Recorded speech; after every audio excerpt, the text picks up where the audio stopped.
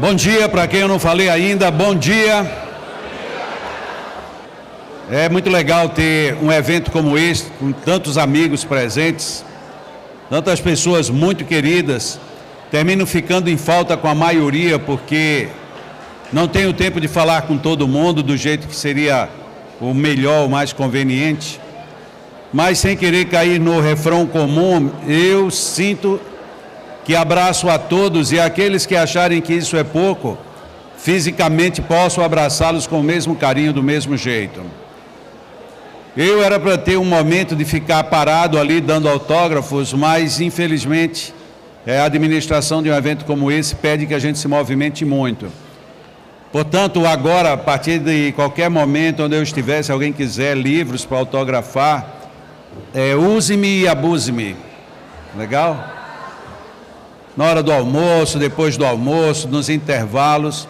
Só não quando eu estiver aqui, esse momento agora, apesar de que eu vou descer, eu vou ter que estar prestando atenção, porque o moço que eu vou convidar, ele pode falar bobagens, e aí eu tenho que anotar para depois ter que corrigir. Um amigo meu muito querido, concorrente falso, né? Tem essas coisas. Tem original e tem o paraguaio. O meu amigo ele se acha muito bonito, paraguaiamente falando, mas deixa para lá. Ele ontem falou que ia me dar um troco, então já estou prevenindo que vem bomba por aí, mas deixa para lá. O nome desse meu amigo querido é Adilson, e ele fez questão de colocar que tem 47 anos, é casado e pai de 2 filhos. Ele é formado em administração de empresas, estudante de psicologia. Estudioso e praticante do magnetismo, ele é o editor responsável pelo jornal Vórtice, que é o único jornal de magnetismo que nós temos, até onde eu sei, na América Latina. E ele, seguindo o exemplo dos grandes produtores de jornal espírita, ele segue a linha do Barão de Potê, que desde que começou a publicar o primeiro número do jornal de magnetismo, nunca falhou nenhum, e a Adilson tem feito isso. O jornal Vórtice nunca falha, e quem tiver dificuldade de encontrar, basta entrar na minha página jacomelo.com, e lá tem um link do jornal Vórtice. Tem todos os números a partir do número 1, e normalmente nos primeiros dias de cada mês entra a edição seguinte. Então esse jornal Vórtice, quem é o grande responsável administrador é Adilson, contando com colaboração de várias pessoas, dentre as quais a Marcela, que ontem apresentou aqui um tema. Ele é também palestrante, é coordenador de mediunidade, coordenador de reuniões sonambúlicas, além de ser um dos coordenadores do M. Para quem não sabe, o M tem 4 coordenadores. Tem o coordenador eu, Natal, ele, Aracaju, Ana Vargas, de Pelotas, e Desir Vêncio, de Goiânia. Ele é um desses 4. E ele coordenou o 2º M no ano de 2009. Esse é Adilson, uma figura maravilhosa, uma pessoa de muita dignidade, de muito saber, muito conhecimento.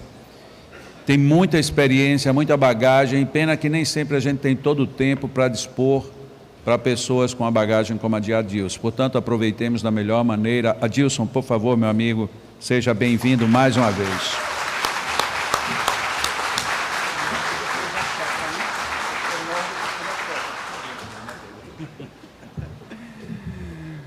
Bom dia a todos. Ontem eu ouvi uma coisa muito interessante de uma trabalhadora aqui do Leão. Acredito que, devido às muitas atividades em que Jacó está envolvido, ela me disse que ele participa muito pouco dos trabalhos de magnetismo nas segundas-feiras. E eu, com uma certa dupla vista, percebi nas entrelinhas, quando ela me disse algo, ela me falou que para ela era muito interessante isso, era muito bom para ela que Jacó aparecesse muito pouco nas reuniões de magnetismo, nas segundas-feiras, e eu entendi nas entrelinhas que era porque ela não gosta muito de olhar para a cara dele. Não é algo muito bonito de se ver. Por isso ela fica satisfeita não ter que vê-lo nas segundas-feiras. Ontem ele evocou o nome da queridíssima Dona Dagmar, que eu achava lindo, mas aí é covardia, que toda mãe acha o filho lindo, não poderia ser diferente com Dona Dagmar. então não conta, isso aí não conta, né? Não pode se levar em consideração. Vamos ao que mais interessa, vamos falar de sonambulismo. A cada ano a gente vem trazendo alguns tópicos relacionados ao sonambulismo e fenômenos afins. E esse ano nós resolvemos falar um pouco sobre os mecanismos do sonambulismo. Como é que ele acontece, o que é que interfere, o que é que influencia, que fatores participam da realização do fenômeno sonambúlico. Então nós temos ali, logo em cima, a questão da vontade, que é um atributo do espírito. Podemos dizer, talvez, que seja algo subjetivo. Algumas pessoas gostam de dizer que o pensamento, que a vontade é uma energia. Não é uma energia, é um atributo do espírito, que movimenta energias, sim, mas não é sinônimo de energia. Podemos afirmar que o que realiza realmente o fenômeno de sonambulismo não é o fluido do magnetizador, mas é a vontade do magnetizador. A vontade do magnetizador de levar o indivíduo ao transe sonambúlico, a vontade que é um atributo do espírito, através do seu perispírito, movimenta as suas energias magnéticas que envolvem o indivíduo que é sonâmbulo. Afirmamos que o que leva o indivíduo ao sonambulismo é a sua vontade, é a vontade do magnetizador, melhor dizendo, mas podemos também afirmar que a vontade do magnetizador não realiza o fenômeno se não for através do magnetismo. E aí algo que nós afirmamos no M do ano passado, que a hipnose, sendo irmã ou filha, melhor dizendo, do magnetismo, filha do sonambulismo, a hipnose não existe se não existir o fluido magnético, porque a vontade do hipnotizador movimenta suas energias magnéticas, estabelecendo um elo entre ele e o indivíduo que vai ser hipnotizado. Da mesma maneira, então, a vontade do magnetizador, transmitida via perispírito, movimenta as energias do magnetizador, que vão estabelecer um elo entre ele e o indivíduo sonâmbulo, fazendo com que ele entre, então, no transe sonambúlico. Como nós podemos obter um transe mais profundo? Muita gente me faz essa pergunta porque se ressente que nas suas experiências, e graças a Deus é o esforço de cada um, muitos grupos já estão se iniciando nesse processo de estudo sobre sonambulismo, de treinamento de sonâmbulos, fazendo as primeiras experiências, que seja alguns um pouco mais à frente, outros iniciando nesses estudos práticos do sonambulismo. Isso é muito importante para que a gente possa resgatar este conhecimento que também ficou meio perdido quando o espiritismo, o movimento espírita deixou que o magnetismo também fosse se perdendo. Então nós precisamos também resgatar esse conhecimento, porque ele diz respeito àquilo que nós somos espíritos, nós somos almas, e os fenômenos de sonambulismo, como todos os outros fenômenos que Kardec chamou de fenômenos de emancipação da alma, dizem da nossa psique, dizem da nossa mente, dizem daquilo que nós somos, espíritos, e que como tais podemos realizar determinados fenômenos ao nos desprendermos parcialmente do corpo físico. Podemos assim então utilizar pelo menos parcialmente as faculdades que todos nós possuímos. São faculdades espirituais. Logicamente que não conseguimos realizar esse tipo de fenômeno no grau que um espírito desencarnado realiza no mundo espiritual. Ele não tem um corpo físico a influenciar como nós temos. A nossa diferença é essa: nós temos um corpo físico que interfere no processo, na realização e na profundidade do fenômeno. Então muitas pessoas às vezes me perguntam, se ressentem, que nas suas experiências não conseguem levar o indivíduo a um transe mais profundo. Como é que podemos obter? Tem vários fatores aí que vão interferir. O potencial da vontade do magnetizador, em primeiro lugar. Quanto mais potente a vontade do magnetizador, mais longe ele pode levar o seu sonâmbulo, mais aprofundado pode ser o transe. Segundo, o potencial fluídico do magnetizador, que tem também relação direta com o potencial da vontade dele. Isso a gente encontra explicitamente na obra de Kardec. O potencial magnético tem relação direta com a força de vontade do magnetizador. Quanto maior vontade, mais o meu fluido se caracteriza para que ele consiga realizar aquilo que nós desejamos que ele realize. No caso, o processo sonambúlico. A relação magnética entre os dois. Quanto melhor essa relação magnética, quanto melhor estabelecida essa relação entre eles dois, mais a minha vontade vai conseguir interferir na vontade do sonâmbulo e levá-lo a um desprendimento. Então, quanto mais forte a minha vontade, portanto, melhor eu consigo realizar um fenômeno com a maior profundidade, porque eu potencializo o meu fluido e com a minha vontade potente também eu facilito uma melhor relação fluídica, uma melhor relação magnética entre eu e o meu sonâmbulo. Logicamente que o tempo de experiência entre eles dois, eles trabalhando em dupla, há mais tempo, lógico que isso facilita, porque naturalmente vai estabelecendo uma relação fluídica entre eles dois. Além disso, existe a suscetibilidade do sonâmbulo. Há pessoas que têm uma faculdade de desprendimento que não se caracteriza propriamente como sonambulismo. Eles têm uma facilidade de desprendimento, eles se desdobram com facilidade, mas isso ainda não é o sonambulismo. Alguns cálculos que existem dizem que 98% das pessoas conseguem entrar num determinado tipo de transe, mas apenas cerca de 10% conseguem chegar ao sonambulismo. Então, às vezes também a gente não consegue levar um transe mais profundo, por mais forte que seja a nossa vontade, mais potente o nosso fluido, porque o sonâmbulo não tem essa facilidade tamanha de desprendimento. Porque o sonambulismo não é um desprendimento qualquer. Requer um desprendimento profundo. Tanto é que quando ele retoma o estado de vigília, ele não consegue lembrar de nada que aconteceu, porque nada ficou registrado no seu cérebro físico, ficou apenas na memória do próprio espírito. E até onde é possível colocar alguém em transe contra a sua vontade?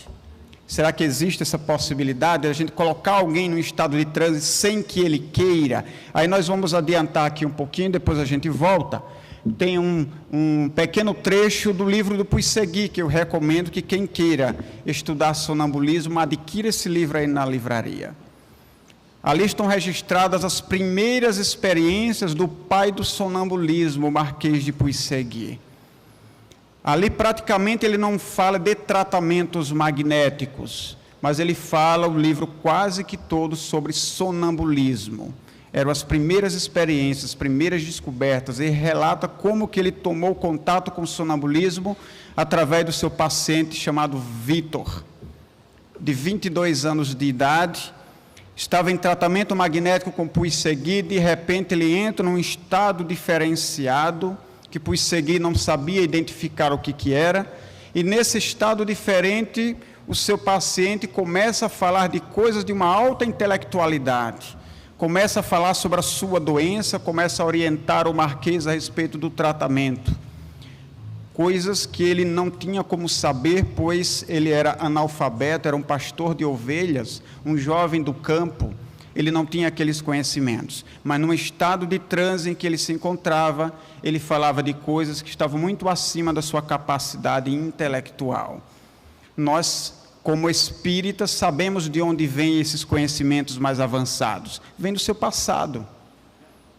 Ele trazia das suas vivências de outras encarnações conhecimentos que na existência atual ele não teve a oportunidade de desenvolver. Estavam lá guardados na memória do espírito, que ele conseguia acessar estando nesse estado de transe, com a menor influência do corpo físico, ele conseguia acessar as suas memórias espirituais.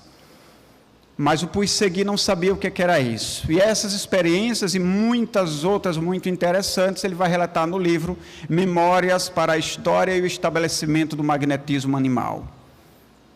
Vale a pena adquirir e ler esse livro. Então, lá tem um trechinho na página 286, em que o Marquês diz assim: ele me disse, ou seja, um dos seus pacientes, esforçando-se, que ia fazer todo o possível para não adormecer. Adormecer aí seria entrar em sonambulismo, porque até esse momento aí, nem o próprio Marquês sabia diferenciar o que era dormir e o que era estar em sonambulismo. Para ele, sonambulismo era uma espécie de sono. Depois ele veio a descobrir que não tem nada a ver com sono, não tem nada a ver com dormir, é algo muito diferente, características bem diferenciadas. Mas aí o nome sonambulismo já era conhecido em toda a Europa e ele não teve mais como mudar. Ficou sonambulismo, que ele se baseou para eleger esse termo porque ele achava que era uma espécie de sono. Por isso o paciente disse que ia fazer todo o possível para não adormecer. Eu, caso Puig-Segui, concordei com ele, brincando por essa boa ideia, e o aconselhei a se manter bem firme, ou seja, mantenha-se firme realmente, tente não adormecer, tente não entrar em transe, fique firme nessa ideia. E apesar de toda a sua resolução, passados uns 15 minutos, seus olhos se fecharam e, como de ordinário, ele entrou no estado magnético. Para eu voltar, eu faço o que aqui? É o de cima, o do meio ou de cima? O do meio. Então, voltemos aqui o slide. Então, o que proporcionou aquele estado de transe, já que o sonâmbulo não queria e se esforçou mesmo em se manter de olhos abertos e na firme resolução de não adormecer, de não entrar em sonambulismo, mas mesmo assim, com 15 minutos de magnetização, ele entra em transe sonambúlico contra a própria vontade. E é possível que isso aconteça? É possível. É possível a gente colocar alguém em transe profundo ou mais superficial contra a sua vontade? É possível. É possível superar as resistências que o sonâmbulo ou o hipnotizado coloquem? É possível sim, mas logicamente a gente tem que levar em conta alguns fatores. O grau de relação fluídica existente entre ambos. Quanto melhor a relação fluídica, mais fácil o magnetizador exerce sua vontade sobre a do sonâmbulo resistente. Quanto melhor a relação fluídica, quanto maior o potencial fluídico desse magnetizador, que tem relação com o potencial também de sua vontade. E a suscetibilidade do indivíduo. Ele é suscetível a entrar em transe? Ele tem essa possibilidade de realizar o fenômeno? Tem. Então, logicamente, ali no exemplo do Puig-Segui, eram duas vontades, uma lutando contra a outra. Havia uma boa relação magnética, porque Puig-Segui já vinha magnetizando esse doente há um certo tempo, fazendo o seu tratamento magnético. Já havia uma relação magnética, Puig-Segui tinha um potencial de vontade, um potencial fluídico extraordinário, tanto é que ele dizia, chegava a afirmar que a técnica não tem tanta importância, o que importa é a vontade do magnetizador. Outros magnetizadores mais adiante, eles já relativizaram esse conceito de Puig-Segui, mas é que o Puig-Segui tinha uma vontade extraordinária. Então, era uma vontade lutando contra a outra, e a mais forte, que era de Puig-Segui, venceu e colocou o indivíduo em sonambulismo. É preciso que a gente faça aí tenha um determinado cuidado, porque, logicamente, quando a gente tentar colocar alguém num estado de transe, no estado de sonambulismo, qualquer estado de transe que seja, sem a vontade dele, isso pode trazer sequelas. Isso pode trazer consequências ruins para o sonâmbulo, para o indivíduo que vai ser colocado em transe. Preciso tomar cuidado.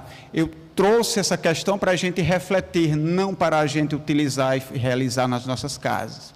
Apenas para reflexão, mostrando as possibilidades que o magnetismo tem. Mesmer Isso está no livro do Paulo Henrique de Figueiredo, sobre a vida de Mesmer. Tem uma experiência muito interessante lá que Mesmer realizou diante de uma testemunha, e a experiência está relatada no livro. Mesmer estava com esse seu amigo em uma determinada sala de um determinado local. Na sala ao lado tinha uma outra pessoa, e Mesmer, sem nada premeditado, sem que a pessoa do outro lado da sala fosse avisada ou tivesse nada combinado, Mesmer colocou a sua testemunha na porta para verificar o que iria acontecer. E ele, da sala de cá, através da parede, ele emitia seus fluidos, colocou o indivíduo do outro lado da sala em estado sonambúlico e ainda fez com que o indivíduo realizasse determinados movimentos de acordo com os movimentos que Mesmer fazia na sua própria mão. Então, se ele girava a sua própria mão, o indivíduo do outro lado em estado de transe também girava sobre o próprio eixo. Então, os movimentos que Mesmer fazia com a mão, o outro indivíduo em estado de transe realizava no próprio corpo. O outro indivíduo não pediu para ser sonambulizado, ele nem sabia. Mas, logicamente, há um grande potencial magnético e de vontade que a gente sabe que o mestre Mesmer tinha. Possivelmente havia uma boa relação magnética entre eles, talvez estabelecida até mesmo pelo grande potencial de vontade fluídico do Mesmer, mas o indivíduo não pediu e nem sabia que ia ser magnetizado. E a experiência deu certo, mostrando para aqueles que são hipnotizadores e que não acreditam na existência do fluido, de que onde estava a sugestão verbal nesse caso? Não houve nenhuma. Mas, quando se coloca essa questão, os hipnotizadores chamam isso de hiperestesia. É uma hipersensibilidade que o indivíduo tem, tudo bem que seja, não deixa de ser uma hipersensibilidade, mas como ela se realiza? Através de que mecanismo um magnetizador, um hipnotizador consegue manipular os movimentos da outra pessoa, sem que ela saiba, sem que ela veja, sem que ela queira? Como é que o magnetizador daqui consegue manipular essa hipersensibilidade do outro, se não é através de um fluido que liga os dois? Como as energias do magnetizador agem no sonâmbulo?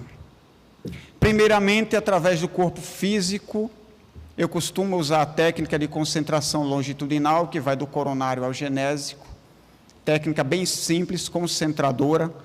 Nos livros dos magnetizadores vamos encontrar outras técnicas, cada um tinha a sua técnica preferida para fazer. Eu utilizo essa, do coronário ao genésico, mas sempre todos eles falam em técnicas concentradoras. Impregnar o indivíduo com o fluido dele, estabelecer o elo de ligação entre eu e o meu sonâmbulo, através do meu fluido, que será o condutor da minha vontade.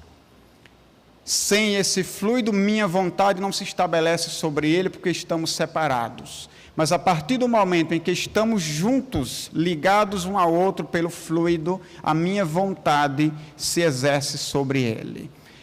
A minha vontade vai caracterizar esse fluido, levá-lo até o organismo do sonâmbulo. Distribui-se pelo corpo físico, através da rede nervosa, primeiramente. E na continuação dessa impregnação magnética, o fluido começa a se distribuir pelas regiões mais densas do perispírito, que a gente chama de duplo etérico. Na continuação dessa ação magnética, o indivíduo já entra em torpor e já começa a desprender-se do corpo físico, mas ainda não adquire uma boa lucidez. Na continuidade da ação magnética, esse fluido vai se impregnando no perispírito, distribuindo-se por regiões mais sutis, de vibração mais sutil do perispírito, levando muitas vezes, em muitos casos, até mesmo a dissociação, a separação parcial, logicamente, entre espírito e perispírito, e não apenas entre perispírito e corpo, nos fenômenos que Kardec chamou de êxtase, que não deixa de ser um sonambulismo, só que um sonambulismo bem mais avançado, onde o indivíduo, disse Kardec, e também os magnetizadores disseram a mesma coisa, principalmente o Deleuze no livro Instruções Práticas do Magnetismo, o estático ele fica ligado por um fio à sua vida. Um abalo maior ou um esforço maior de vontade do sonâmbulo e ele pode romper esse fio. Até o estado de sonambulismo não há necessidade de tantos cuidados, ele não vai desencarnar. Mas no estado de êxtase, onde o espírito ele consegue se desligar parcialmente do seu próprio perispírito, e aí, logicamente, ele vai apresentar uma faculdade muito mais rica, percepções muito mais desenvolvidas, muito mais avançadas, onde muitas vezes ele sequer consegue expressar o que ele sente e ele vê em palavras, porque o nosso vocabulário não é tão rico assim para expressar certas coisas que só os espíritos conseguem perceber. Nesse estado de êxtase, precisa-se tomar certos cuidados, porque um abalo maior ou um esforço maior de vontade do sonâmbulo pode fazê-lo desprender-se em definitivo do seu corpo físico. Mas no sonambulismo, nós podemos trabalhar, sim, com mais facilidade, com menos rigor, vamos dizer assim, mas não deixa de que nós possamos trabalhar com êxtase também, já tivemos algumas experiências nesse sentido. E se logicamente nós temos um trabalho que é sério, que é útil, duas palavras que Allan Kardec escreveu, que é sério e que é útil, logicamente prevenido de todas as dificuldades que possam acontecer, irá dar tudo certo. Podemos trabalhar também, sim, com indivíduos em estado de êxtase. O que não podemos fazer, o que não devemos fazer, é mexer com esses fenômenos por mera curiosidade, por simples passatempo. Estamos mexendo com o psiquismo do ser humano, estamos mexendo com a mente do outro. Isso pode trazer prejuízos bem graves para o sonâmbulo. É preciso, então, que a gente tenha em nossa mente que o objetivo, ao lidar com esses fenômenos, tenha seriedade, tenha uma utilidade para os outros. E aí nós vamos garantir que todo o processo transcorra sem qualquer prejuízo para ninguém. Como funciona o pensamento? Vamos pensar um pouquinho sobre isso para a gente entender o processo de percepção dos fenômenos. Como funciona o pensamento? Aqui agora eu vou pedir a vocês, aqueles que queiram, para a gente fazer um pequeno exercício.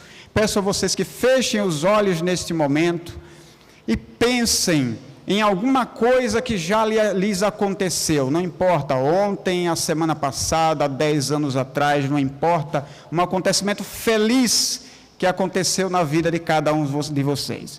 Pense por alguns instantes sobre isso. Lembrem uma ocasião, um acontecimento que foi muito feliz para a vida de vocês, não importa quando.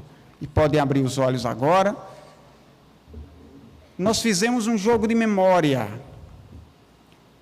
Nós buscamos o passado, mais próximo ou mais distante, buscamos o passado, evocamos esse passado ao presente, pensamos nele, buscamos na nossa memória uma situação passada. Com o espírito, e aí quando eu falo espírito, pode ser o espírito desencarnado ou o espírito encarnado em estado profundo de emancipação da alma. Quando ele pensa, ele não exerce apenas um jogo de memória, ele vive o pensamento que ele está tendo. Ele revive a situação passada. Ele não apenas lembra, mas ele revive. Por isso, no mundo espiritual, se pede tanto cuidado dos espíritos que lá se encontram para que discipline o seu pensamento. Porque quando ele pensa, ele revive tudo aquilo que ele está pensando. Revive com cores, com cheiros, com movimentos. Ou seja, ele não vai ao passado, é o passado que vem ao presente e se plasma, se materializa ao seu redor. Quando ele pensa numa cena passada, ele não vê mais o momento presente, mas ele vê-se no momento presente algo que já lhe ocorreu, porque todo o cenário ao seu redor muda e ele revive. e revive com muita força, quanto mais forte, quanto mais disciplinado e potente for o seu pensar. Assim funciona o pensamento do Espírito, assim funciona o nosso pensamento, só que nós temos esse corpo físico, que no meu caso aqui é belíssimo, esse corpo físico que serve de abafador dessas possibilidades. Aqui a disciplina, nosso pensamento tão indisciplinado, não gera tantas consequências quanto no mundo espiritual. Então, pensando em termos de sonâmbulo, o passado, o presente e o futuro são uma coisa só, para o espírito ou para o sonâmbulo desprendido do seu corpo físico. Quando a gente pensa, pede para o sonâmbulo, ou quando ele lembra, por exemplo, de uma encarnação passada sua, ele não apenas lembra, ele tem a capacidade de trazer o passado ao presente e reviver o que ele já viveu antes, com toda a força da emoção daquele momento, com as angústias, com as alegrias, com todas as possibilidades que ele vivenciou no passado, ele revive no presente. Estamos falando isso para a gente entender uma outra coisa, que são as interferências dos próprios sonâmbulos no processo de sonambulismo. O que a gente deseja que o sonâmbulo faça é que ele relate ao magnetizador as percepções que ele está tendo no momento como o espírito que ele é, com a menor influência possível daquilo que está registrado nas suas memórias referentes à existência presente, com a menor influência possível do seu corpo físico. Mas muitas vezes a gente percebe, às vezes acontece que ele mistura suas percepções do momento com as ideias que ele já traz gravadas na sua memória, com as ideias da vida presente e da vida atual. Por exemplo, ele conhece um determinado doente e ele tem a sua ideia particular a respeito das desarmonias daquele doente. E a gente pede então a esse sonâmbulo, em estado de sonambulismo, que ele verifique as situações de desarmonias daquele doente. Ele tem a capacidade de enxergar, de perceber como espírito, como se encontram as emoções daquele indivíduo, os processos espirituais obsessivos, como se encontram as suas emoções, como é a sua vida familiar, as emoções que ela alimenta no dia a dia, as desarmonias encontradas a nível energético, a nível de centros de força, a nível físico, mas ele pode também colocar e enxergar naquele momento a ideia que ele já traz pré-concebida na sua mente sobre o que são as desarmonias daquele doente. E aí, ao invés dele perceber como espírito, ele está simplesmente enxergando aquilo que já existia dentro do seu pensamento. Mas como é que ele enxergou no doente as desarmonias do seu pensamento? Porque, como nós falamos, quando o espírito pensa, ele exterioriza aquilo que ele está pensando. Nós não. Quando a gente pensa algo, simplesmente é algo, uma noção mais ou menos vaga que se encontra na nossa mente. Mas quando o espírito pensa, ele coloca para fora, ele exterioriza de maneira mais ou menos potente aquilo que ele pensa, aquilo que ele sente. Então ele pode ver sim, do lado de fora, no outro, aquilo que está dentro do pensamento dele.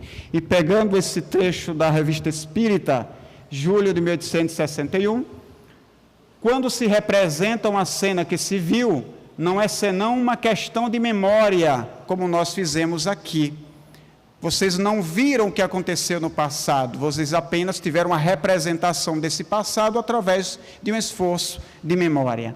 Porque na realidade não se vê, mas em certo estado de emancipação, a alma vê no cérebro, no seu próprio cérebro, e nele encontra essas imagens, sobretudo as que mais impressionaram, segundo a natureza das preocupações ou disposições do espírito.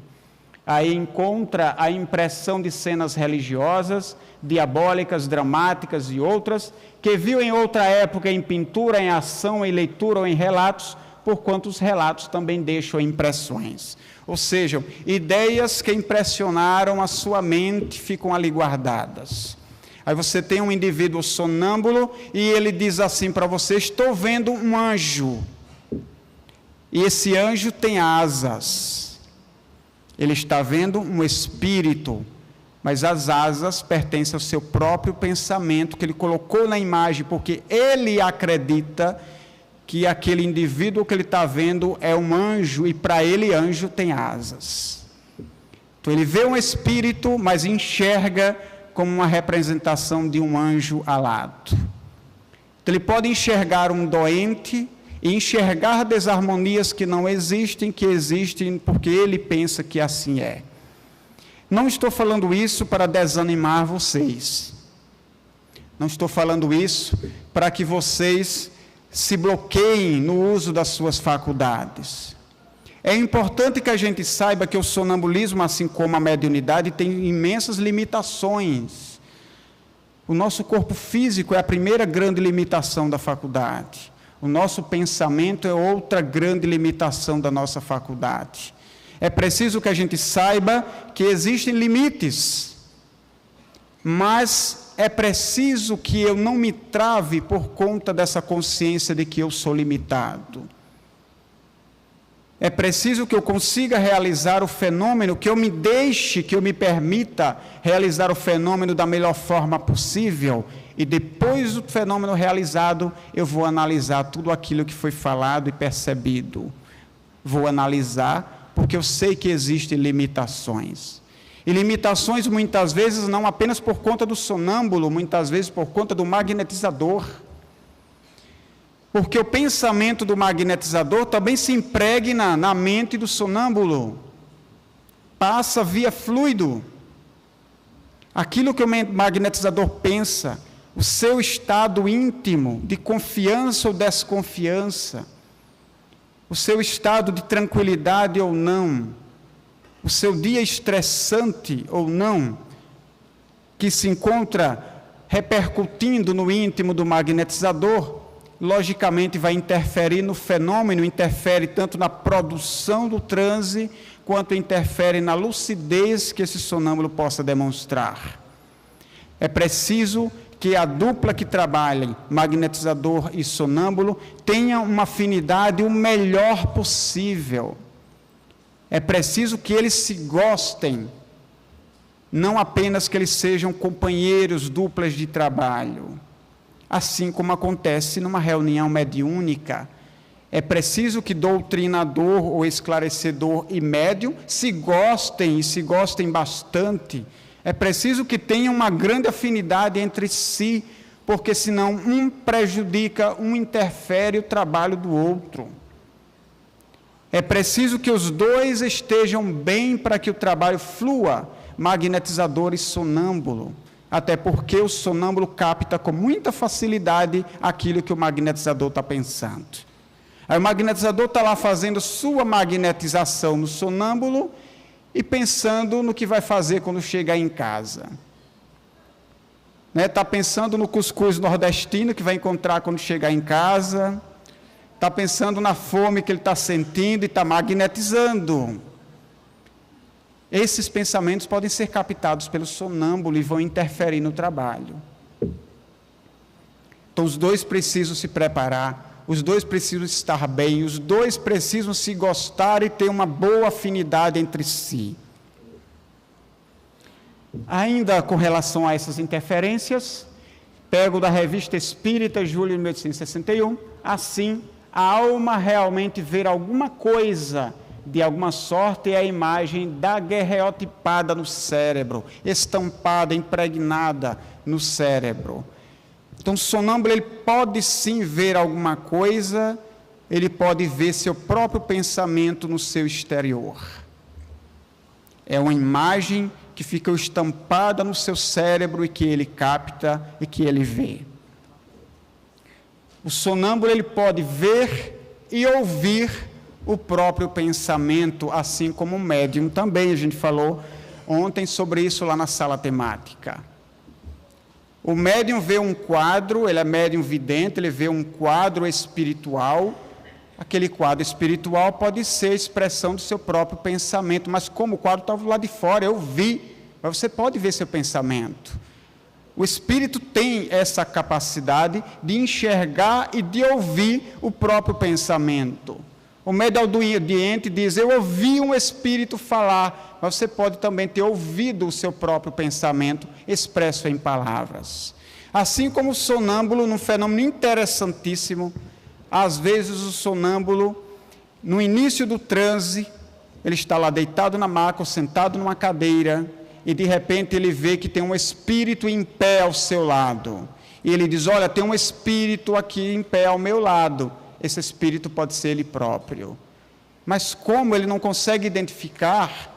Porque muitas vezes no início do desprendimento, a consciência ainda não se desprendeu o suficiente acompanhando o espírito. Muitas vezes a parcela dessa consciência, ou grande parte dessa consciência, ainda se encontra localizado na porção perispiritual que está ligada ao corpo físico. Quando ele enxerga então esse espírito que é ele ao lado, ele enxerga a partir do ponto de vista do corpo. E ele não consegue identificar que aquele espírito em pé ao lado é ele próprio desprendido do corpo físico. E a gente já encerrando, relacionando a questão da alucinação com o sonambulismo, porque o indivíduo alucinado, em algumas patologias, tem pessoas que têm alucinações, e que a gente muitas vezes diz: não, ele é um médium vidente, ele está vendo espíritos, e muitas vezes são alucinações reais.